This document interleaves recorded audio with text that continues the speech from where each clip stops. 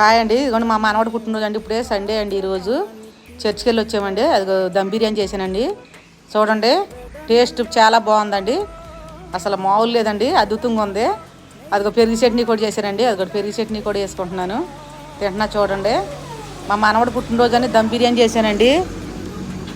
చేశానండి. పెరుగు చట్నీ కూడా కలిపానండి, చాలా బాగుంటుంది. కట్టెల పొయ్యి మీద కూడా చేసి పెడతా. చూడండి, లాంగ్ వీడియో కూడా చేసేసి చూడండి, మీకు పెట్టాను, అది కూడా చూడండి.